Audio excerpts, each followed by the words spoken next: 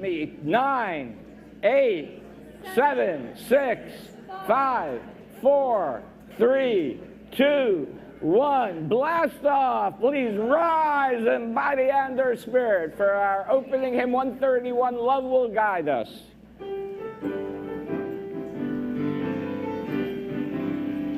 Love will guide us, peace has tried us, hope inside us will lead the way on the road from greed to giving.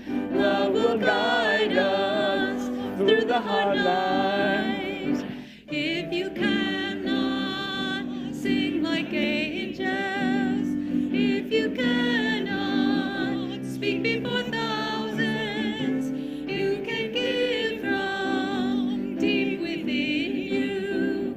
You can change the world with your love. Love will guide us, peace has tried us, hope inside us will lead the way on the road from greed to giving. Love will guide us through the night.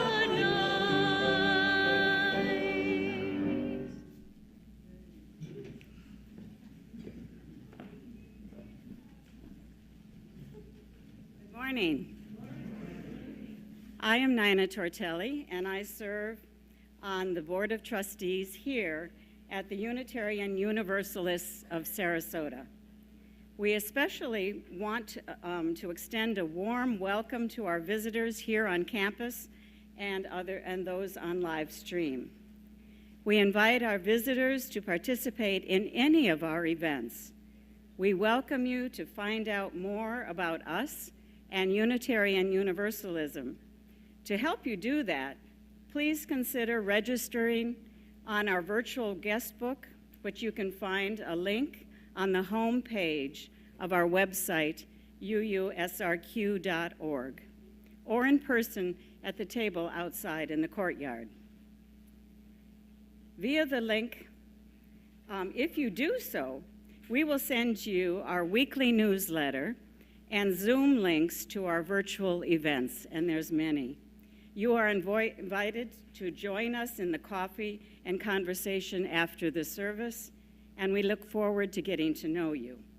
There are a number of special announcements today. The Arts Council is pleased to present Carol Buck's beautiful oil paintings called Symphony of the Sea. Our pedestal artist is Ruth Danielle. Ruth designs jewelry, using glass beads and precious stones. Beading strings, wire wrapping, fabric, and beaded flower creations give a uniqueness to each piece. See these beautiful works of art in the Lexau Gathering across from the courtyard after the service. This week, we have a couple of additional services. Thursday, December 21st at 6 p.m. is the solstice service here. Saturday, December 23rd at 2 is Jim Nealon's Celebration of Life. Sunday, December 24th at 10:30 is our regular Sunday service, and Sunday, also the 24th at 6:30 is our Christmas Eve service. Announcement 3, the Mission and Vision Task Force has been working diligently to help us create our UUS mission and vision. This is important work for us, and the task force is asking you to fill out the survey that you received this past week, if you haven't done so already, and to fill it out before December 31st. If you need a link for the survey, please contact the office. Your input is greatly needed during this process. We are now pleased to have with us Bharat Chandra as our musical guest.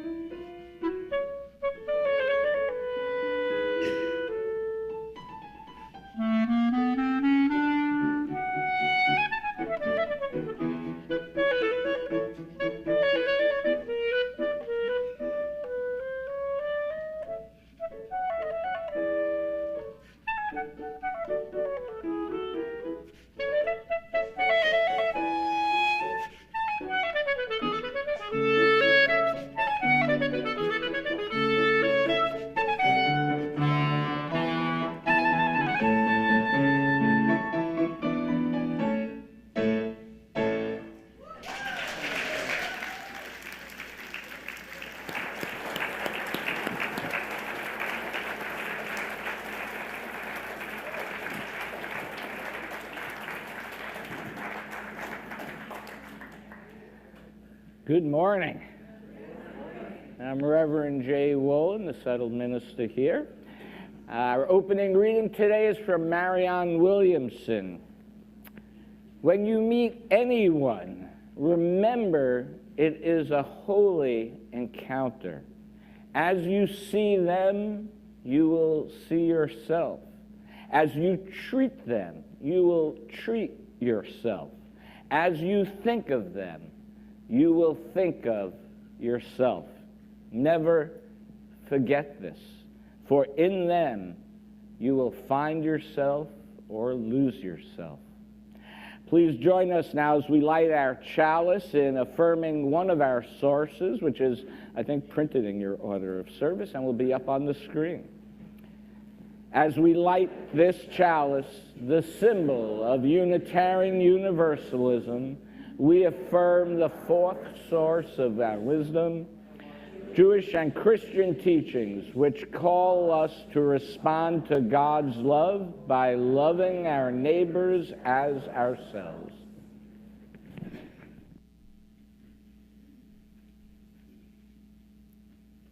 Good morning. Today's story is Who is My Neighbor? Written by Amy Jill Levine and Sandy Eisenberg Sasso and illustrated by Denise Turro. Once there was a town where only blues lived. There was navy and indigo, aqua and sapphire, powder blue and midnight blue. They planted irises and forget-me-nots and feasted on blueberries and blue cheese. And they sailed on blue waters. The blues thought they were the coolest colors. The yellows lived in a different town. There was gold and bronze, lemon and mustard, canary and pale yellow. They planted sunflowers and daffodils and feasted on bananas and butterscotch pudding. They traveled on yellow brick roads, and the yellows thought they were the hottest colors. But the blues and the yellows, they did not like each other very much. Be careful of the yellows. We are better than they are. They are not our neighbors. They warned their children not to go near the others. Be careful of blues. We are better than they are. They are not our neighbors. And for years, the blues said there is no such good thing as a good yellow, and the yellows said there is no such thing as a good blue. But one day, Midnight Blue put on his blue helmet, got on his blue bike, and cruised under the bright blue sky singing a bluegrass tune. And then, out of the blue, someone passed by so close that he lost his balance. Bump, thump, Midnight Blue tumbled to the ground and his knees started to turn black and blue. Along came Navy. Navy will help me, Midnight Blue thought. But Navy was afraid. She wondered, maybe someone had made Midnight Blue fall, and maybe that person was still around. So Navy pretended not to notice Midnight Blue. Midnight Blue was surprised. Why didn't Navy stop to help? Navy was his neighbor. And along came Powder Blue. Well, Powder Blue will help me. But Powder Blue wondered, did Midnight Blue get into a fight? And is that person still around? He was afraid, so he too pretended not to notice Midnight Blue. Midnight Blue was surprised. Why hadn't they stopped? They were his neighbors. So along came Lemon. Oh no, a yellow, thought Midnight Blue. A yellow will only make things worse. Maybe this yellow will steal my books.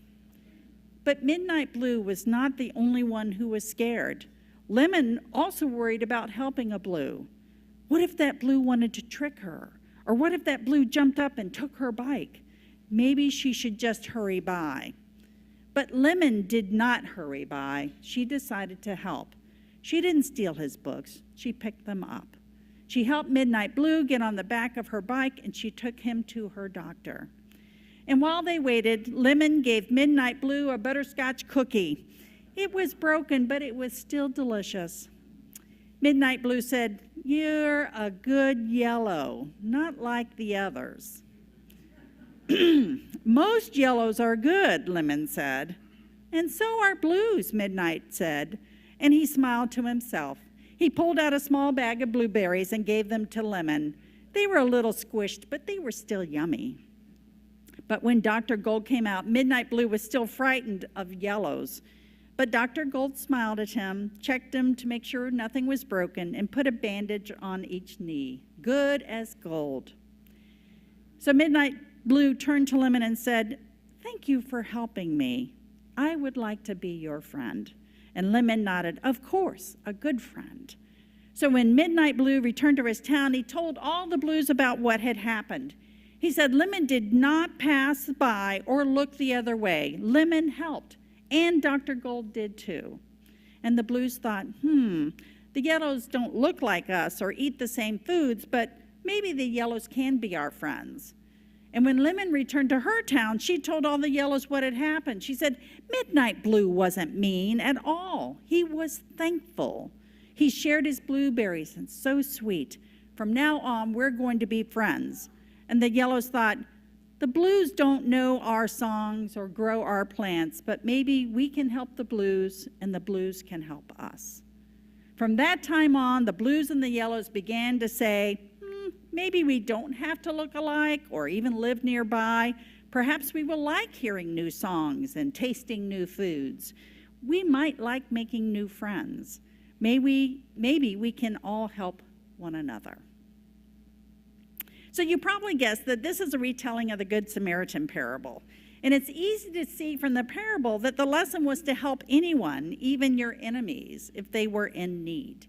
Yet I often wondered how that act of kindness between the Jew and the Good Samaritan impacted their lives. Did they change? Did they get back together to share their gratitude or get to know one another better?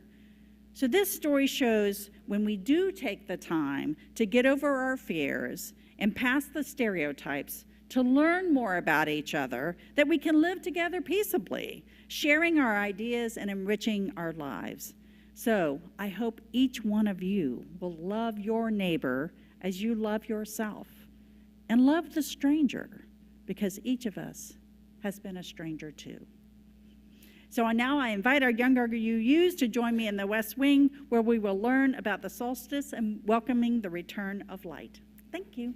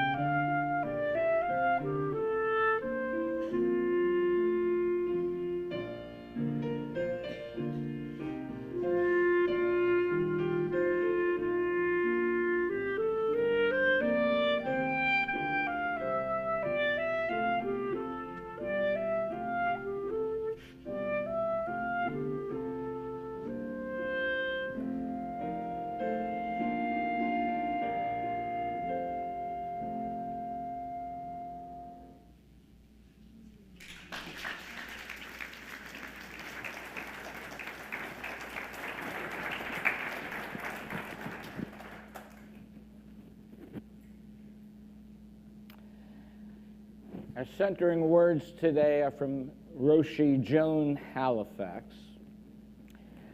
I will walk every step of the way. I will walk always for others and always with others. I will take with me only what I need and only what is useful. I will accept with gratitude and goodwill what is offered me. I will act with respect, kindness, and humility for all beings. I will keep heart and sense open. I will allow myself to feel compassion for all beings. I will regard every situation as my teacher.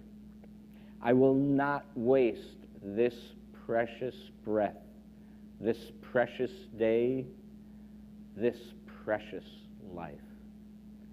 So let us now take a moment of silence and let us contemplate the things that are precious to us in this life.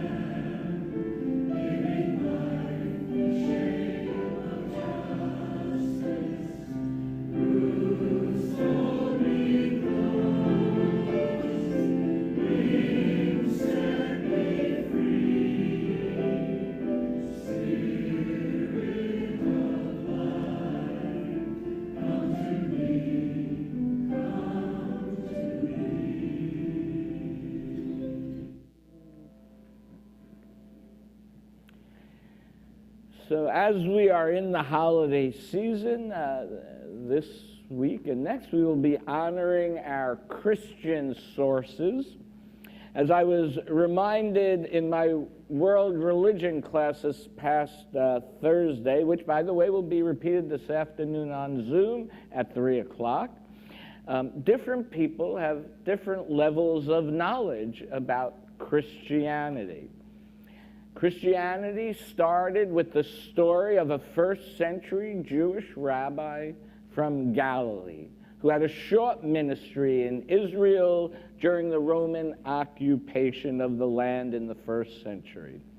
Now, Jesus' ministry was countercultural compared to the other Jewish people of his time, and he focused on healing the sick, feeding the hungry, inclusive worship, which was a very important part of it, and preaching nonviolence, among his many teachings. He was arrested by the Romans for encouraging the people not to pay their taxes and was put to death via crucifixion by the Romans. Followers of Christianity believe he was the Messiah who was God incarnate and died for humanity's sins. His story is known to us from 4 Gospels, the word gospel meaning good news, which were written at various times after his death by people who most likely did not know him personally, but rather had heard his message through oral stories, personal experiences of his followers, or writings that we no longer have available to us. In 3 of the 4 Christian Gospels, and there are 4, Matthew, Mark, Luke, and John, and Matthew, Mark, and Luke, there is a story of Jesus being questioned by others about the most important laws or commandments in the Torah, which are the first 5 books of the Jewish scriptures. In the Gospel of Mark, other Jewish teachers are asking a series of questions trying to trap Jesus into saying something that would get him into trouble. I said he was countercultural. And Jesus is asked, and I quote, "Teacher, which commandment of the law, in the law, is the greatest?" And Jesus said to him, "You shall love the Lord your God with all your heart, with all your soul, with all your mind. That is the first and greatest commandment. And a second is like it. You shall love your neighbor as yourself. On these 2 commandments hang all the laws and the prophet." End quote. In the Gospel of Mark, the oldest of all the Gospels, although being challenged by others, a scribe, admiring his answers, asks in earnest, "Which commandment is first of all?" And Jesus responds in the same way and ends a little differently, saying, "There are no other commandments greater than these." So slightly different than saying all the rest are based on them. And in Luke, although asked as a test, it's not a series of tests, it was a little easier, and so just one questioner who asked, "What must I do to inherit eternal life?" So different question. And by the nature of the question, you can see this scripture, believed written later than the previous 2. There's much more of a Christian theology being inserted into the question. And Jesus responds in a very Jewish way by asking the questioner, "What is written?" And the questioner responds with the same lines that Jesus had said in the previous 2 Gospels. And Jesus tells him that he is correct and he will live. Now, these 2 teachings are taken from the Hebrew scriptures. The first commandment, to love God, is from the book of Deuteronomy. And the second one, you shall love your neighbor as yourself, is from the book of Leviticus, which has many, the whole book is just a list of things you can and cannot do, much of which are no relation to our lives today. But some things are permanent, some things are transient. But I do think it's interesting, by combining these 2 statements, and to reiterate for a moment that this little innocuous line, "A second is like it." Right? So Jesus is equating love your neighbor and loving yourself to loving God. And that was and still is a radical religious thought. This concept of love your neighbor like yourself is a common one throughout secular and religious thought throughout history. We may think of it as the golden rule, right? 500 years earlier than Jesus, Confucius wrote, "Never impose on others what you would not choose for yourself," right? So the negative golden rule, right? An ancient Hindu text, right? One should never do that to another which one regards as injurious to one's own self. Others' behavior is due to selfish desire. So much more specifically about not doing injury. And as well from the writings of the Prophet Muhammad, as you would have people do to you, do to them. And what you dislike to be done to you, don't do to them.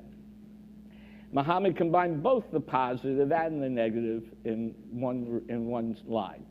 But my favorite is from the famous Jewish rabbi Hillel, when someone told him that they would convert to Judaism if he would recite the Torah while standing on one foot. And Hillel did by saying, what is hateful to you, do not do to your fellow human. This is the whole Torah. Everything else is commentary. Now go and learn. So what can we learn? I think the most important aspect of this thought process is that if we are to love others as we love ourselves, we must first make sure that we love ourselves. Right? And to love ourselves first, we need to know ourselves. In 2011, at our annual gathering of UU congregations called General Assembly, the Ware lecturer Karen Armstrong spoke to this issue. Armstrong had just come out with her book, 12 Steps to a Compassionate Life, which I highly recommend. And in her speech, Armstrong was very specific in naming the book 12 Steps as a deliberate allusion to Alcoholics Anonymous. This was, she said, to heighten awareness that we are, and I quote, addicted to our dislikes and prejudices and pet hates. We often define ourselves as an individual and a community against other people. They are what we are not. It is slightly addictive, but of course, it's poisoning us, and it's poisoning the atmosphere, end quote. And, you know, I even think about our religion, right? We were defined originally as Unitarians, in opposite to the Trinitarians. Originally, we were together with the Trinitarians, but the Trinitarians couldn't stand that we were getting more popular, and so they pushed the Unitarians out. It's a long story, another sermon for another day. But the Universalists as well really became into their own in opposition to Calvinism, which said everybody is depraved with original sin. And Universalists said, no, God is a loving God. And so we were defined in some ways as a reaction to other religions. And, you know, most religious cultures speak of a journey into the wilderness before enlightenment, before change. And this doesn't have to be a literal wilderness. I'm not one who's probably going to go camping anytime soon. But the journey can be into the hardness that has become our hearts. In order to love ourselves, we need to understand what pain and suffering have caused such hardening. Let us be willing to soften our hearts by forgiving ourselves for things we have no control over, forgiving ourselves for our mistakes, whether due to lack of experience, awareness, knowledge, or fear. Let us forgive ourselves, even for harm we may have intentionally caused, by making efforts to improve ourselves and, where possible, to make restoration. Maybe it is our unwillingness to accept the realization that we are not perfect human beings, that everyone is imperfect. It's hard, I know, but it's true. I think our inability to forgive ourselves also points to a feeling of separateness from the universe, right? The interdependence, like we talked about our seventh principle. We are interdependent. But when we don't feel that interdependence, we feel separateness. And that dilutes the love that we can give out. In the Gospel of Thomas, which is not one of the four Gospels, there were many, many Gospels, only four were considered codified into Scripture. But in the Gospel of Thomas, Jesus says, and I quote, "The kingdom of heaven is inside you and all around you.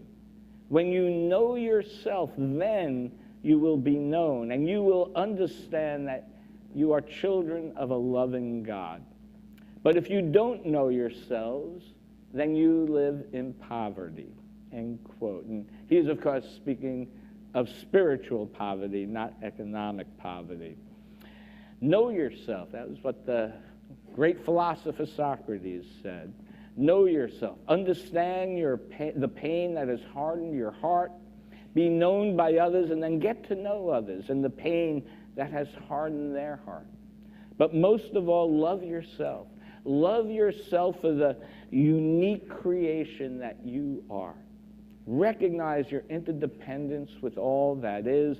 Give yourself permission to respond from a place of love, not hate. Respond from a place of patience, not impulsiveness. Right? Respond from a place of compassion, not indifference. Recognize that all your actions in words and deeds impacts others as we work, impacts others for better or for worse. So let us work towards the better. One way that you can have an impact as we work together towards the better together is through our offering. Please be as generous as you can. For those online there or on your cell phone here, there's a link to donate in the description of the YouTube video or on our website. And also in the order of service, there is a QR code. Let this sacred time begin.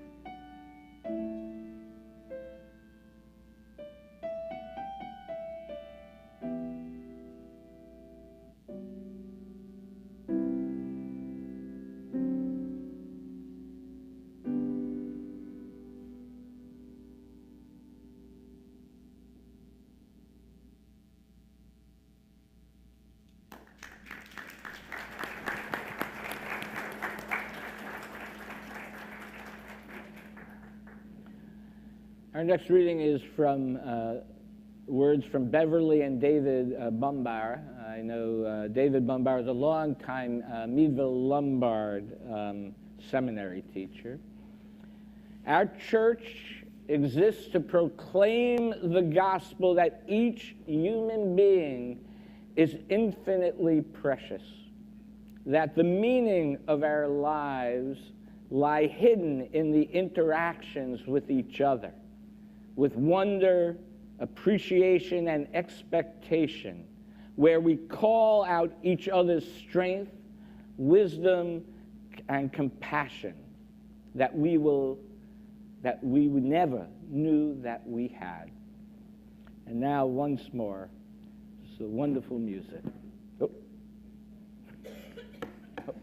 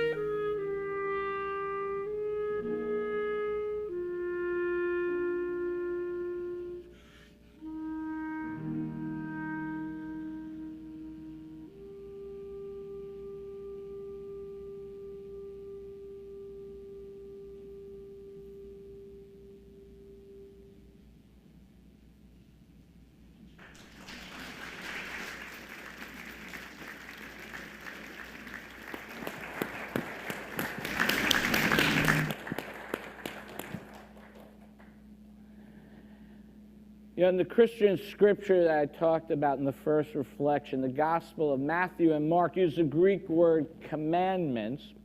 However, in the Gospel of Luke, right, that was written for a non-Jewish audience, the word commandment is replaced with the Greek word nous, or law. Now, the word law in Greek has many meanings, including a consensus agreed upon by the community, or it also can mean a principle revealed in nature or reason. Now, I want us to think about loving our neighbor and loving ourselves as a principle revealed in nature or reason. A law like gravity. So if I drop this pen, right, we know it's going to hit the ground, right? So I want you to think about what would the causal corresponding law of nature that would come from our loving our neighbor as ourselves. That's something for us to think about. And you know, in the Gospel of Luke, after being affirmed to love thy neighbor, the questioner then asks, who is my neighbor? And Jesus replies, and you'll see from the children's story a similar story here. The Good Samaritan. A man was going down from Jerusalem to Jericho and fell into the hands of robbers who stripped him and beat him and went away, leaving him half dead. And then it tells how a Jewish priest and a Jewish Levite passed this man, and how a Samaritan, a neighboring country which had an acrimonious relationship with Israel, came by and helped him. So I need to tell you that this portion of the story is quite anti-Semitic. It's being used as a way to say that Jewish people didn't care about non-Jews. At first, I would point out in the Jewish scriptures in Leviticus, it clearly states, when an alien resides within your land, you shall not oppress the alien. The alien who resides with you shall be to you as citizens among you. You shall love the alien as yourself, for you were once aliens in the land of Egypt, end quote. As well, secondly, the Talmud, which are explanations of how to live out all the Jewish commandments in the world, in the Bible, there are many, 612 or 13, always places healing as an exception to any other prohibition. And lastly, it is important to understand that during the time this was written, there was a Jewish rebellion against Rome that had failed.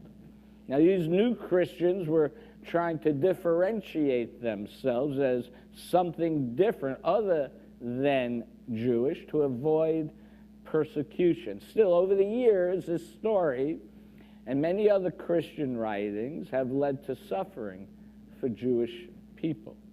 But I was moved by the question that Martin Luther King Jr. raised about this story. He said, why do we even allow a Jericho road to exist?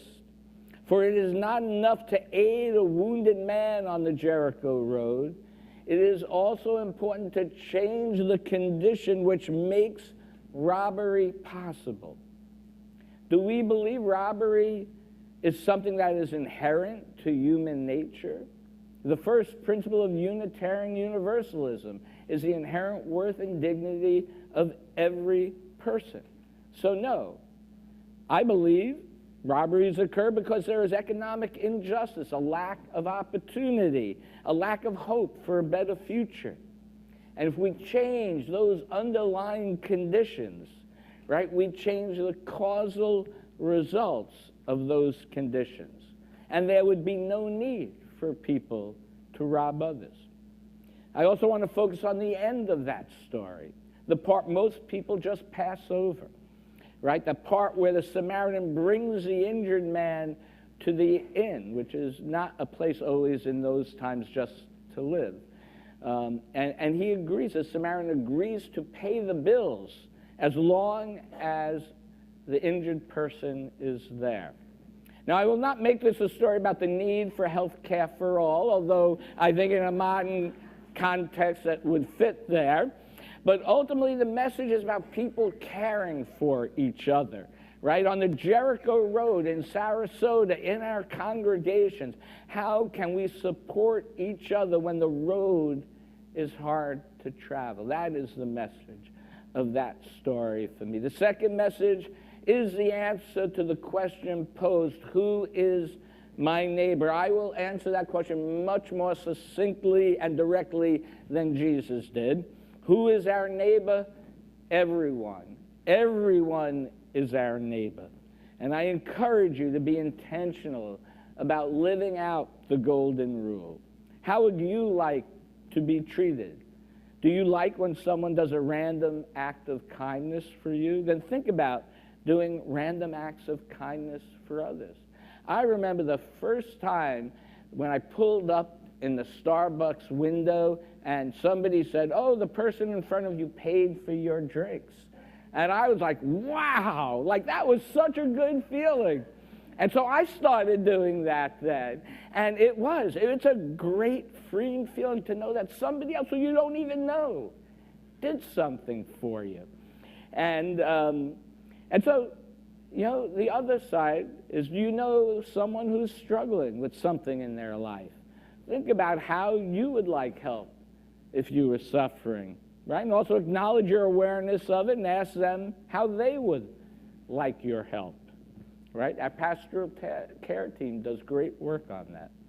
Let us also live out the negative golden rule. Do not treat others as you would not like to be treated. Did someone do or say something you disagree with? We know that happens. Think about how you would want to be treated if someone disagreed with something you did or said. Acting with love can save lives. Acting with love can change lives. Acting with love can open others' hearts and can open our own heart. I tell you, I don't know why, but when I buy drinks for the car behind me, it does. It opens my heart in a way that I was surprised by. So I ask you to be intentional in every interaction that you have and to not turn away from potential interactions and to ask yourselves, how can I respond in a loving way, a kind way? And with each new kindness, then perhaps we will add to creating that causal effect that maybe all these laws of the golden rule will lead to peace on earth, just like this pen drops to the ground. May it be so. I invite you to rise in body and or spirit for our closing hymn, 1021, Lean on Me. Feel free to move around and dance. Whatever moves the Spirit moves you.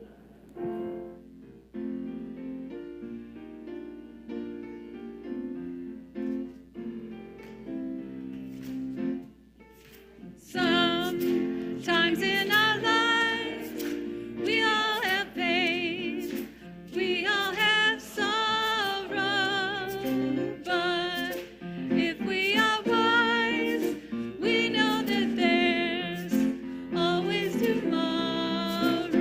Be not weak when you're not strong, I'll be your friend, I'll help you carry on. You won't be lost, I'm gonna need somebody to lean on. Please swallow your pride. If I have things you